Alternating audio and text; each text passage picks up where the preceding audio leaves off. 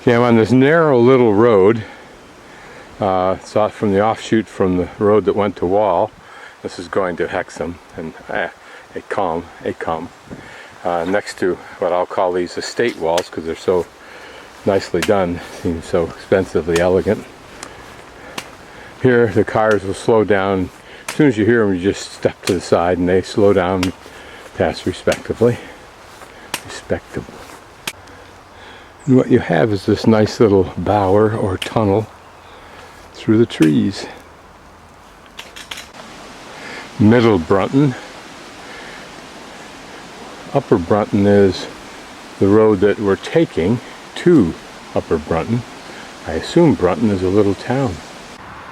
Here we turn right into the forest for Planetrees, about a quarter of a mile away. Another piece of wall left, curiously. Most of it gone to build those fences, of course, and probably these homes about. What this section of the wall illustrates, and it is a very important illustration, initially a 3-meter wide base or foundation for the wall was built across England, apparently, as the first phase. And then they began with a 3-meter wall on top of it, which is this larger portion here. But at some point in time, for some reason, they decided to reduce the size to 2 meters, and that's reflected in that section down below. So this section of the wall is referred to as the Planetrees section because it's at Planetrees, the little town, which apparently is to my left and behind a little bit. But even still, you can see that up here there was some kind of either substructure, by that I mean a less important or auxiliary functioning structure right here.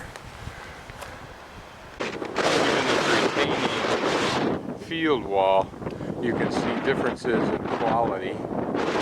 There appears somewhat allusion to what I call the estate stone wall, but those are just rough rocks on top. I think a few of them are kind of semicircular, not precisely done. But notice this wall's tight, the joints are tight, and here the stones get sloppy. There's no rhyme or reason, apparently, except occasionally, to the varying widths of stone. And then up here again, we have a better quality workmanship for some reason. Okay, where I am here, you can see Planetrees in the upper left-hand corner. We've come along past that little bit of wall ruins where it takes a left turn and goes up to the north and then across the road. I'm now across the road and working my way right through those fields. I'm in that first field before you get to that vertical line. So we'll continue along here up the hill, but soon we get to Heaven Field and St. Oswald's.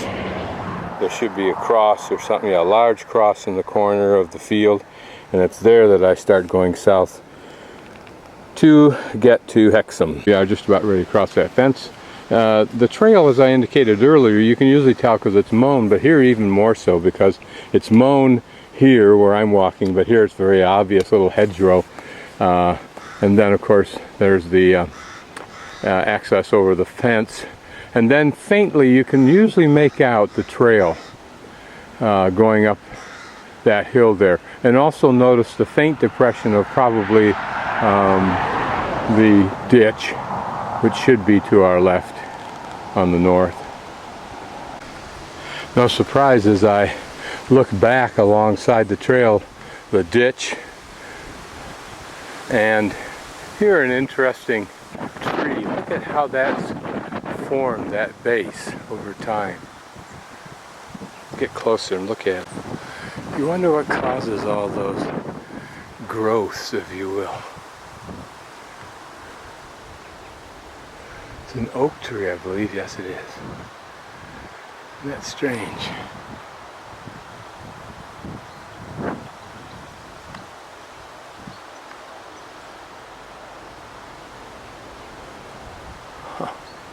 How many hundreds of years has this been here? My guess is that this large cross in the corner of the field, it's actually in the middle, is the indicator that I'm standing in Heaven's Field, and that the route south to Hexum and then Hexum, etc., etc., etc., is right here. And that apparently is St. Oswald's up there. Can't see the evidence of a church, but apparently that's it.